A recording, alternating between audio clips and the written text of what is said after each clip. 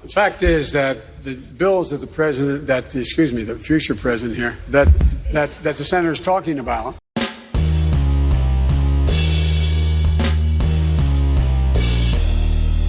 How's everybody doing? My name is Anthony Brian Logan, and today I'll bring you a recap, a summary, an analysis of the second night of the second Democratic 2020 presidential debates. These people are fighting amongst each other to try and run away with the nomination and go against the incumbent, the Republican Donald Trump. Now, it's definitely going to be an uphill battle for all these people. You still got like 25 people who are running right now, but the field, in my humble opinion, is getting slimmer and slimmer as the days go by, especially since we have these debates. It'll get even slimmer because you're able to see these people on stage. You're able to see their flaws, their pros, their cons, et cetera, so on and so forth. Now, before we even get into it, let's name the participants in order of actual participation time. You have Joe Biden. He got 19 minutes. Kamala Harris got 14 minutes. Cory Booker had 9 minutes. Kirsten Gillibrand got 8 minutes. Not Fidel.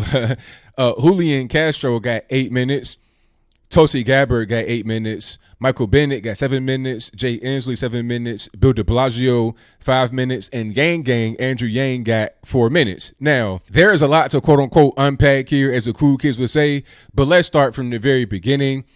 In the last debate, I was kind of let down that I didn't hear any Spanish being spoken. I didn't hear that in this debate either, but I also found it pretty odd that Baltimore was not really brought up too much. It's like, okay, in the previous debate in Miami, the first one of the 2020 presidential election cycle for the Democratic Party, people were speaking in Spanish. They're trying to be Ricky Ricardo, this, that, and the third. But in the second debates in blighted Democratic city of Detroit, nothing was really said about Baltimore. I did not hear any Baltimore accents. No, to and you. I didn't hear that at all. So it's pretty weird, where the, real priorities lie. But I digress.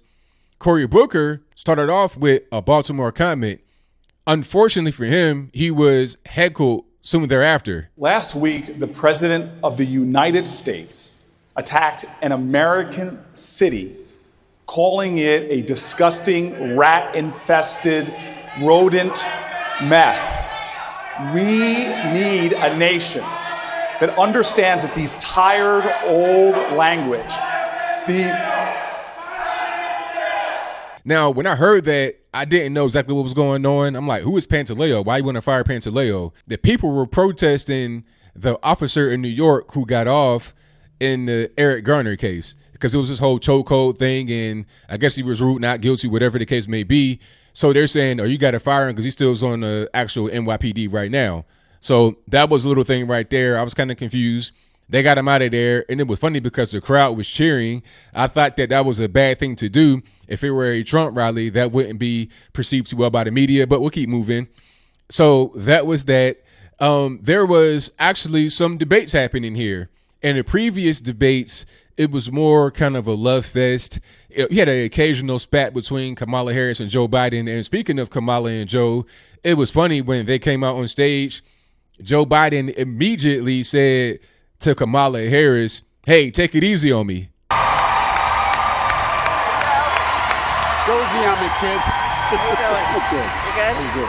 So I'm not sure if he was joking or whatever the case may be, but he definitely needed people to go easy on him, because all throughout the night, Joe Biden was a punching bag. Like I said from the very beginning, Joe Biden got 19 minutes, the most out of everybody. You're talking about almost 5 times as much as Yang. So he got most of the talking time, and everybody's pretty much on his back. They're asking him questions and talking about his record. Kamala Harris got on Joe Biden about being cool with segregationists, although segregationists weren't in the Democratic Party. So it was like, okay, you're mad at him because he was able to work with his colleagues in the Democratic Party. The way she's saying it is like he was reaching across the aisle. No, these are his Democratic colleagues, people that were lifelong Democrats who were segregationists in the South. But we'll move on from that. She spoke about that, but it didn't really hit as hard as it did the first time. It's like, okay, we heard it the first time. It was cool, but what are you going to do now? What are your policies? What makes you, Kamala Harris, different than anyone else? And speaking of Kamala, we got to talk about the elephant in the room here, I suppose, which is her being wrecked by Tulsi Gabbard. Check this out. Senator Harris says she's proud of her record as a prosecutor and that she'll be a prosecutor president, but I'm deeply concerned about this record. There are too many examples to cite, but she put over 1,500 people in jail for marijuana violations and then laughed about it when she was asked if she ever smoked marijuana. She blocked evidence. She blocked evidence that would have freed an innocent man from death row until the courts forced her to do so. She kept people in prison beyond their sentences to use them as cheap labor for the state of California. And she fought to keep cash bail system in place that impacts poor people in the worst kind of way. Senator Harris, when you were in a position to make a difference and an impact in these people's lives, you did not. And worse yet, in the case of those who were on death row, innocent people, you actually blocked evidence from being revealed that would have freed them until you were forced to do so. There is no excuse for that. And the people who suffered under your reign as prosecutor, you owe them an apology. Senator Harris. When I watched that, I was like, okay, I'm not going to vote for any Democrat ever in my lifetime that I can foresee, not in any near foreseeable future. But I was really impressed with what Tulsi Gabbard said to Kamala Harris about her record as a prosecutor. Okay, people don't want to actually think about that. She was on the Breakfast Club laughing and kikiing about how she smoked weed and she did inhale, and she listened to Snoop Dogg and Tupac, although that was not possible to listen to them because they were not out during that time. But anyway, she was laughing about that and it was all good. Meanwhile, in your real life, in your everyday walking life, you're locking folks up for smoking weed. So how you going to lock folks up for weed and laugh about it afterwards when you're talking about you smoking weed? You know, it seems to be kind of contradictory here. So your record as a prosecutor most certainly should be put on the table and brought forth to the people. So I thought that was a very good moment from Tulsi Gabbard. Aside from that, I didn't really see that much from her. I'm pretty sure she spoke about being anti-war, which has been her shtick the whole time. And that's great. I'm glad you're anti-war, but so was Donald Trump. So I'm not really sure how that puts her ahead of Trump or ahead of anybody else, quite frankly. Maybe it makes her more of a moderate on the left. But then again, I think not. I think most people on the left are anti-war, just not so vocally that way like Tulsi Gabbard is. But we'll move right along. Cory Booker had a few moments. He was talking about how the Russians were engaging in, voter suppression, and they hurt the black vote. It's like, all right, how did the Russians influence the black vote? I'm still trying to figure that out, because all that I've seen any quote unquote evidence of is them buying Facebook ads and ads on Twitter and having certain Twitter accounts. So you're telling me that black people were just totally influenced by one nation and one nation only because people that may have lived there bought ads on Twitter and Facebook and didn't even spend that much? You're talking about like $4,000 on Facebook. That's nothing. It doesn't make any sense. So that was kind of an empty point. Cory Booker tried to separate himself as more of a pro-black type of guy, but it just didn't really work. Mr. Vice President, there's a saying in my community: you're dipping into the Kool-Aid and you don't even know the flavor. You need to come to the. I'm not believing it. You grew up in affluent New Jersey. Both of your parents were IBM executives. You had a silver spoon. You went to Stanford. I'm not really trying to hear it. But anyway, we'll move right along. Kirsten Gillibrand didn't really say much. Oh, well, she did say a little bit. She was talking about how, I'm a privileged white woman and this, that, and the third, and I need to do this, need to do that. I wasn't feeling that too tough. It's kind of reminding me of Beto O'Rourke. You're basically apologizing for being white in America, and that's not what you would want to have in your president, to be apologetic and I'm so sorry. That's not what you want to have when you're talking to leaders of foreign nations, people that are controlling world powers, your Xi Jinping, Vladimir Putin. They're not trying to hear you apologize for being a white woman. So that was a pretty weak moment to me, but I'll move right along. Fidel, I keep saying Fidel. And by the way, on the other network, NBC, the guy, Jose Diaz-Balart, he is actually Fidel Castro's nephew by marriage, but I digress. Let's go back to CNN. Joaquin, or Julián, that's his name, Julián Castro. He didn't really say too much here. He was talking about, I guess, some climate change stuff and just he said a few things, and I'll try to find it and place it in the box, maybe even on the screen, but I didn't really hear much from him. Then again, I was not watching it clearly all the way through. I was doing my live show at the time, and I was just watching clips and reading up on it afterwards.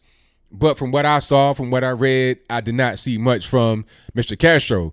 Moving right along from him, Michael Bennet was kind of like a house plant in the corner, didn't really say much, except for when he was asked a very loaded question yet again, not Michael Bennet specifically being asked a question, but the question asker yet again asking a very loaded question. Check this out. Why are you the best candidate to heal the racial divide that exists in this country today, which has been stoked by the president's racist rhetoric? Yeah, first of all, the president's racist rhetoric should be enough grounds for everybody in this country to vote him out of office. So Don Lemon yet again talking about, oh, the president's a bigot, the president's racist. It's like, okay, you're CNN, you're supposed to be non-biased, right? I can't tell. Or maybe you're not non-biased anymore. Maybe you just become the equivalent to a TMZ. TMZ not even that bad. I would trust TMZ more as a news source than I would CNN. But I'll move right along from that. Jay Inslee didn't really do much here. Kind of a house plant as well. Not a whole lot. Bill de Blasio the same way. Not really a lot going on. But Andrew Yang Gang was talking about climate change, and that was a pretty big topic here. They're talking about, oh, we need to ditch coal. I think Joe Biden said that, oh, we can't have any more coal, no more combustible fuels. It's like, okay, if you're not going to have fracking, you're not going to have coal, what are you going to power the grid with? Which you're just going to have Captain Planet come down from the sky and shoot up a ball of renewable energy, and that'll just feed us for generations to come. It doesn't make any sense. But anyway, Yang Gang took the climate change hysteria to a whole new level. The important number in Vice President Biden's remarks just now was that the United States is only 15% of global emissions. We like to act as if we're 100%, but the truth is, even if we were to curb our emissions dramatically, the Earth is still going to get warmer. And we can see it around us this summer. The last 4 years have been the 4 warmest years in recorded history. This is going to be a tough truth, but we are too late. We are 10 years too late. We need to do everything we can to start moving the climate in the right direction, but we also need to start moving our people to higher ground. So I was like, wow, really? We got to get to higher ground? Is it that desperate? You know, I think AOC was talking about, oh, we got 12 years left. Then somebody else said, oh, we got 10 years left. Now he's saying, yo, we're 10 years in the hole. We too late. We got to do something right now. You got to escape. The tsunami is coming. Leave right now. Sound the alarm. I was like, come on, Andrew Yang. You're supposed to be the guy that has a UBI, and you're supposed to be relying on that. You're going to be kind of a moderate, but you're such a climate change extremist. You want to say head for the hills now, and there's no time to waste. We can't do nothing about it. I mean, that was really crazy to me. He did talk about UBI a little bit, but like I said from the beginning, he only got like 4.5 minutes. He was only called on 8 times versus a Joe Biden who was called on 29 times and had 19 minutes to speak. So very big difference in on stage time. But at the end of the day, as I close, I did not really hear anything new. I think the best moment was when Kamala Harris got wrecked by Tulsi Gabbard. It was funny to see a lot of the people on stage just trying to reach for the stars, become more so-called progressive than the next. Joe Biden at this point looks awful. He's on stage, but it's like he's not really on stage. The lights are on, but ain't nobody home. Okay? He's like a corpse on stage. And I don't mean to be morbid, but I'm being serious. He did the same thing he did last time. When he would get called on, he would answer a question, and rather than finishing his thought, he would just end at the time he was supposed to end officially, if that makes any sense. So if they say, okay, you have 10 seconds, he would speak for 10 seconds and be done. He could have taken 2 more seconds to complete his thought, but that's not what he was doing. That right there appears to be a guy who is pretty much exhausted and out of wind. He, at the very end, encapsulated that whole thing by saying, hey, go to Joe 3030. It was really weird. If you agree with me, go to Joe 30330 and help me in this fight. So you saw that everybody's plugging their website. Go to TulsiGabbard.com, whatever. Text XYZ to C3PO. But he's like, go to Joe 30330 It's like, okay, is that a website? Is that a actual text? What is that? It was weird. What he meant to say was probably text the word Joe to 30330, but he didn't say that. He's a confused person, doesn't understand what's going on. He tried to get more energetic and have more of a stern face, but it just made him look even more crazy, because it was obvious that was kind of a addition afterwards. It's like, okay, look, you didn't look good out there. You look kind of disoriented, confused. Your face is looking like you lost in the sauce. So we need you to just come out, have a more stern and a frown. But it didn't work out well for him. It just looked like he was trying to do that on top of him being already confused, lost, and dazed. So that's pretty much all I got. What say you? Who do you think won this debate? I don't think anybody won, quite frankly. I think Tulsi Gabbard had the best moment, therefore she did the best. Everybody else pretty much said the same thing they've been saying. I didn't really hear anything new. Obviously, it was a bunch of virtue signaling. You had some more moderate people. I forget who it was that said that, Medicare for all might be too expensive. I'm not sure who said that. It might have been Joe, actually. Somebody said that. I don't even really know. It wasn't really a good debate. The first round of debates in Miami were much better. But whatever your comments are, please let me know in the comments below. And that's all I got to say for this video. If you like what you heard, please comment, rate, share, and subscribe. Peace.